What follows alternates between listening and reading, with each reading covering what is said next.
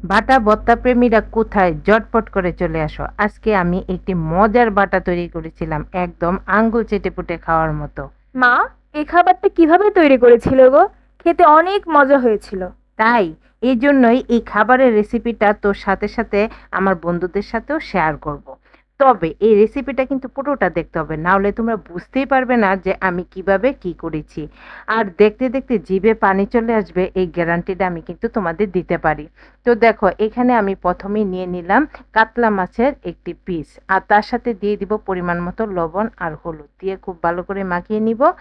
আর তারপরেই চলে যাব চুলায়। চুলায় বসিয়ে দিব একটি প্যান, তাতে দিয়ে দিব সরিষার তেল। সরিষার তেলে সম্পূর্ণ রান্নাটা করতে চেষ্টা করো, তাহলে কিন্তু খেতে বেশি ভালো লাগবে।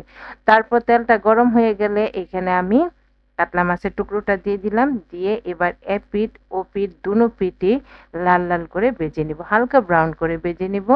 তো তোমরা দেখতে পাচ্ছ আমি কিন্তু খুব সুন্দর করে দুই পাশেই ভালো করে ভেজে নিয়েছি। আর এভাবেই ভেজে নিবে, ভেজে নিলে তারপর ভাজা হয়ে গেলে একটা প্লেটে তুলে রাখবো। আর তারপর আরও কিছু কাজ করতে হবে, সেজন্য দেখো সেম প্যানে সেম তেলে আমি এখানে দিয়ে দিলাম কয়েকটি শুকনা মরিচ। শুকনো মরিচটা অবশ্যই জাল বুঝে তোমরা তোমাদের চয়েস অনুযায়ী বাড়িয়ে বা কমিয়ে দিতে পারো। তো দিয়ে দিলাম শুকনো মরিচগুলো, দিয়ে একটু নেড়ে চেড়ে ভেজে নিতে হবে। আর এই সময় কিন্তু চুলার আঁচটা তোমরা মিডিয়ামেই রাখতে চেষ্টা করবে, তাহলে মরিচগুলো অনেক মুচমুচে করে ভাজা হবে। আর মরিচ ভাজার সময় একটু লবণ দিয়ে দিবে, তাতে করে অনেকক্ষণ মরিচটা মুচমুচে থাকবে। তো দেখো আমি এখানে একটু লবণ দিয়ে দিচ্ছি, আর নেড়ে চেড়ে এটাকে লাল লাল করে ভেজে নিচ্ছি। এভাবেই তোমরাও মরিচটাকে ভেজে নেবে। মরিচ ভাজা হয়ে গেলে মাছ ভাজার সাথে আমি মরিচটাকে তুলে রাখবো। আর তারপর আরও কিছু কাজ করে নিব। সেই জন্য আমাদের লাগবে রসুন। এই রান্নাটাতে রসুনের পরিমাণটা একটু বেশিই লাগবে। সেজন্য আমি এখানে দেখো একদম এক মুঠ ভর্তি করে রসুন নিয়েছি। রসুনটাকেও দিয়ে দিব। মরিচ ভাজা কমপ্লিট হয়ে গেলে সাথে সাথে এখানে আমি দিয়ে দিব রসুনটাকেও। আর এই সম্পূর্ণ প্রসেসটা তোমরা কিন্তু আবারও বলছি অবশ্যই মিডিয়াম আঁচে করবে, না হয় দেখো রসুনটা দেওয়ার সাথে সাথে লাল হয়ে যাবে, ভিতরটা কিন্তু সফট হবে না, যার কারণে খেতেও ভালো লাগবে না। তো সেই জন্য আমি চুলার আঁচটা কমিয়ে রেখে তারপর অনবরত নেড়েচেড়ে রসুনটাকে দেখো হালকা ব্রাউন করে ভেজে নিয়েছি। রসুন ভাজার পর এখানে আমি অ্যাড করে দিব হাফ চামচের মতো আস্ত কালো জিরে। কালো জিরে ভাজা হতে কিন্তু সময় লাগে না, তাই বেশি না, 5 সেকেন্ডের মতো রসুনের সাথে কালো জিরাটাকে ভেজে নিব। তো তোমরা দেখতে পাচ্ছ আমি কিন্তু নেড়ে চেড়ে রসুনের সাথে ভালো করে কালো জিরেটা ভেজে নিয়েছি। আর রসুনের সাথে যখন ভালো করে কালো জিরেটা ভাজা হয়ে যাবে, সেই পর্যায়ে এখানে আমি অ্যাড করে দিলাম পেঁয়াজ কুচি। এবার পেঁয়াজ কুচিটাকে দিয়ে অনবরত নেড়ে চেড়ে ভালো করে হালকা ব্রাউন করে ভেজে নিতে হবে। তো দেখতে পাচ্ছ আমার কিন্তু পেঁয়াজ রসুন সব কিছু খুব ভালো করে ভাজা হয়ে গেছে। এভাবে ভেজে নিবে, আর ভাজা হয়ে গেলে একটা সাইডে তুলে রাখবো। আর তারপর এই চুলাতে আমি বসিয়ে দিব একটি নেট। আগের যুগে কিন্তু আমাদের মা ঠাকুমারা বা দাদিরা এরকম রান্না করতে, সুন্দর করে রান্নার পর চুলার মধ্যে এরকম কচুর অংশ বা যে কোনো পোড়া খাবার খেতে গেলে দিয়ে দিত, বা সুন্দর করে পোড়া হয়ে যেত। এখন আমরা শহরে থাকি তাই বলে কি খাবো না, তা তো হয় না। সেই জন্য আমার প্রসেসে করে নেবে, দেখবে খেতে একই টেস্ট থাকবে। তো এরকম মানকচুর মাঝখানের অংশটা দিয়ে দিলাম, খুব ভালো করে পুড়িয়ে নিতে হবে। আর চুলার আঁচটা কিন্তু দেখতে পাচ্ছ আমি মিডিয়ামে রেখে দিয়েছি, এভাবেই রাখবে। আর তারপর এরকম চিমটির সাহায্যে উল্টে পাল্টে খুব ভালো করে পুড়িয়ে নিতে হবে। এই যা, মা, তুমি তো কচুটাকে পুরো পুড়িয়ে ফেললে। আরে না, ভয় পেলি? এভাবে উপরের অংশটা পুড়ে গেলেও ভিতরের অংশটা কিন্তু ঠিকই থাকবে। তো তোমরা দেখো আমি অনবরত নেড়ে ছেড়ে খুব ভালো করে কিন্তু কচুটাকে পুড়িয়ে নিয়েছি। আর সাথে এখানে যে মাছটা ভেজে রেখেছিলাম সেই মাছটাও দিয়ে দিলাম। এটাকেও একটু পুড়িয়ে নিব, কারণ আমি এখানে একটা পুরা ফ্লেভার চাচ্ছি, সেই জন্য ভালো করে সব কিছু পুড়িয়ে নিলাম।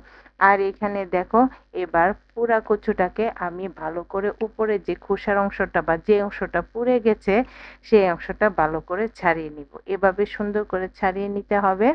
ছাড়াতে একটু সময় লাগবে, কিন্তু তারপর খেতে যে কি পরিমাণ দুর্দান্ত লাগবে, বাকি অংশটা তোমরা দেখতে থাকো তাহলেই কিন্তু বুঝতে পারবে। তো দেখো কথা বলতে বলতে আমি সম্পূর্ণ অংশটা ছাড়িয়ে নিলাম, আর তারপর পাটাপোতা নিয়ে বসে গেলাম। পাটাপোতা একটু ছেঁচে নিব, এরকম ভাবে ছেঁচে নিলে বাটতে খুব সুবিধা হবে। তো ভালো করে ছেঁচে তারপর এটাকে বেটে নিব। তোমরা চাইলে কিন্তু ব্লেন্ডারে করতে পারো, কিন্তু ব্লেন্ডারে খুব বেশি মিহি হয়ে যায় যার কারণে খেতে ভালো লাগে না। সেজন্য কষ্ট করে যদি একটু পাটাপোতায় বেটে নাও তারপরে দেখবে খেতে কি পরিমাণ ভালো লাগবে। তো দেখো কথা বলতে বলতে আমি সুন্দর করে কচুটাকে বেটে নিয়েছি, আর কচুটা বাটা হয়ে গেলে তারপর এখানে যে মাছটা আছে সেই মাছটাও দিয়ে দিব। আর মাছটার ভিতরের কাঁটাগুলো আমি ফেলে দিয়েছি, এবার মাছটাকেও আমি বেটে নিব। আর তারপর শুকনো মরিচগুলো দিয়ে দিব, শুকনো মরিচগুলো দিয়ে আরেকটু লবণ দিয়ে দিব। আর লবণটা অ্যাড করার সময় খেয়াল রাখতে হবে, মাছ ভাজার সময় একটু লবণ দিয়েছিলাম, মরিচ ভাজার সময় একটু লবণ দিয়েছিলাম, এগুলো মাথায় রেখে তারপরেই কিন্তু তোমাদের লবণটা অ্যাড করতে হবে। তো লবণটা দিয়ে এবার মরিচটাকে একদম ভালো করে বেটে নিব। আর তারপর যে পেঁয়াজ রসুন ভাজা আছে সেটাকেও দিয়ে দিব।